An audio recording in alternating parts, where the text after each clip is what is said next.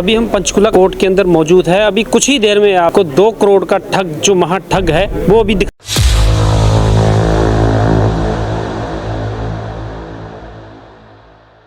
2 करोड़ की ठगी करने वाला आरोपी को इस वक्त पंचकुला कोर्ट में पेश किया गया और उसे 14 दिन के जुडिशियल रिमांड पर भेज दिया गया है। पंचकुला की रहने वाली महिला के साथ 2 करोड़ की ठगी बड़ी वारदात थी और इस मामले को खुद पंचकुला के डीसीपी हिमांत्री कौशिक देख रही थी।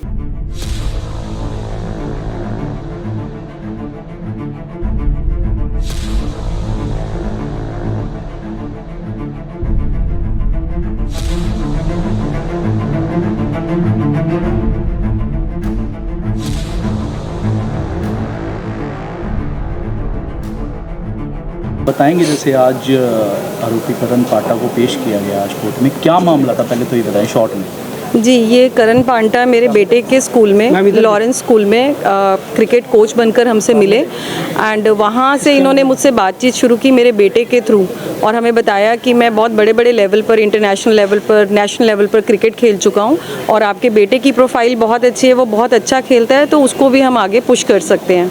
और उन्होंने मुझसे थोड़े बहुत पैसों की डिमांड की स्टार्टिंग में और मुझे ये भी बताया कि जो पैसे आप लगा रहे हो ये कॉन्ट्रैक्ट्स के थ्रू वापस आ जाएंगे। उन्होंने एक कॉन्ट्रैक्ट बताया मिडिलसेक्स काउंटी जो कि इंग्लैंड में खेला जाता है, उसके बाद डिस्ट्रिक्ट लेवल हिमाचल से, और HPCA के लोगों के साथ भी अपनी जान पहचान दिखाई। उन्होंने मुझे ऋषभ पंत के मैसेजेस दिखाए, अरुण धूमल के मैसेजेस दिखाए जिनमें कहा जा रहा था कि आपके बेटे को खिलाने के लिए थोड़ी डोनेशन लगेगी बट सब पैसा वापस हो जाएगा जैसे ही वो खेल जाएगा।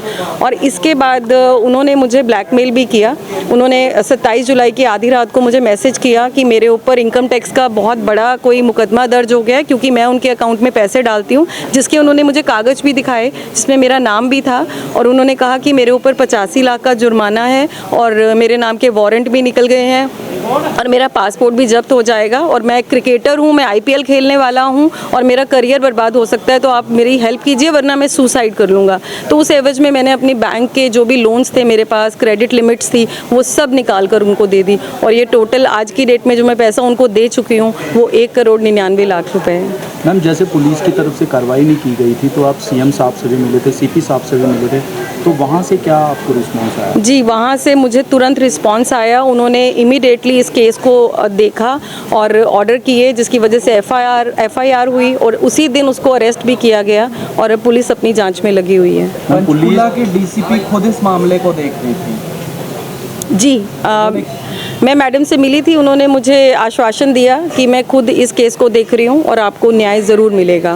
मैम, जैसे आज पुलिस द्वारा आज पेश किया गया है आरोपी करण पांटा को, तो उसकी तरफ से कुछ रिकवरी की गई है अभी तक? कुछ नहीं, मुझे इसकी बिल्कुल भी नॉलेज नहीं है। मैं यहाँ बाहर ही हूँ, इंतज़ार कर रही हूँ कि मुझे कोई अपडेट मिले, इन्फॉर्मेशन मिले।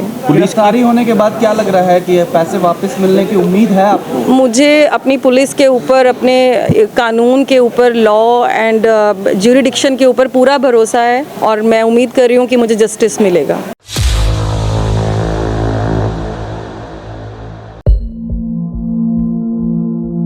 सर, बताएंगे जैसे एक क्रिकेट के नाम पे एक ठगी हुई है, किसी करण पांटा ने की है किसी महिला के साथ पंचकुला में, तो क्या मामला था सर, ये बताएंगे? ये मामला ऐसे है, करण पांटा जो है स्कूल में कोच था, क्रिकेट कोच। वहाँ पर इसको एक स्टूडेंट मिला 12th क्लास का, अधिराज सिंह।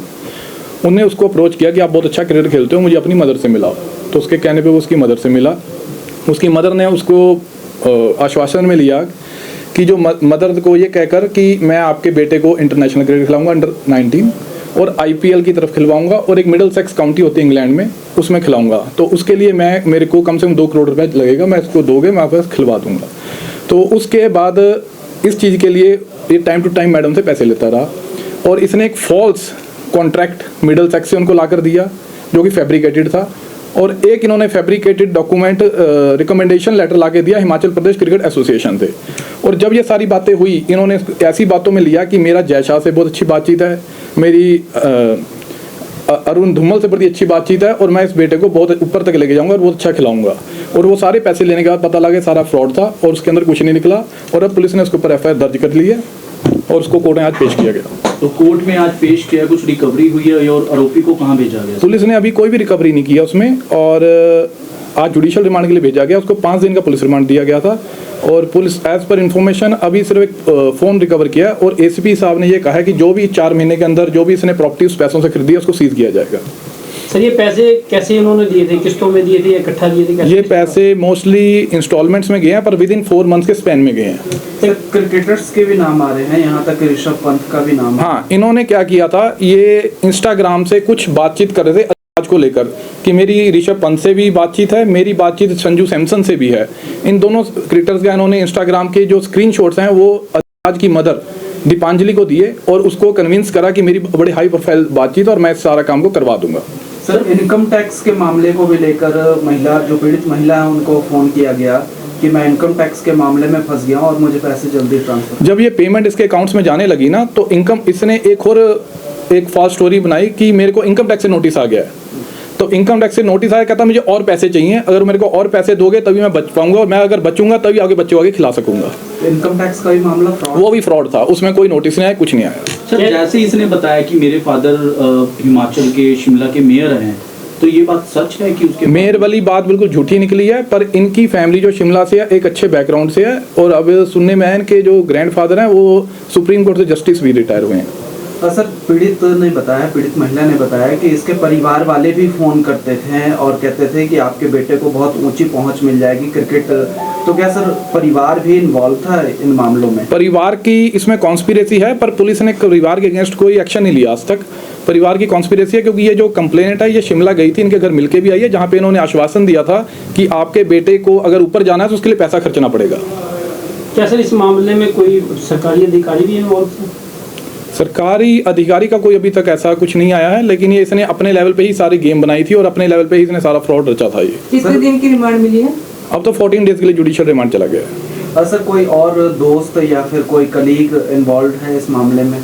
हाँ, उनका शायद कोई कजन है, उसकी इन्वॉल्वमेंट कुछ उसके अंदर आ रही है। सर मामले में अनुराग ठाकुर का भी नाम आ रहा है। हाँ, अनुराग ठाकुर का भी इसके अंदर नाम आ रहा है। इसने क्या किया है, उनका फ़ोन नंबर लेकर गूगल से उस नंबर से इन्होंने उसको मिसयूज़ किया, उसके स्क्रीनशॉट से चैटिंग बनाकर अपना मैडम को दी, दीपांजलि मैडम को, ताकि वो और कन्विंस हो सके और पेमेंट लिए। इसके अंदर इसने काफ़ी हाई प्रोफाइल लोगों के नाम बीच में डाले हैं तो इससे ताकि लड़की कन्विंस हो और उसके पास पेमेंट आए। और ये पूरा ही एक बहुत बड़ा धोखा है क्योंकि एक जो पेरेंट्स हैं टीचर्स के ऊपर विश्वास करते हैं, वो अपने बच्चे के लिए उसने जैसे टीचर ने कहा उसने बच्चे ने वैसे किया, उसी हिसाब से पेमेंट करते रहे और इसने सारा करके क्रिमिनल ब्रीच ऑफ ट्रस्ट किया, चीटिंग की, फ्रॉड किया, जिसके अतिरिक्त सब सारे सेक्शन में इनके ऊपर पर्चा दर्ज कर दिया गया और आज जुडिशियल रिमांड के लिए भेज दिया गया।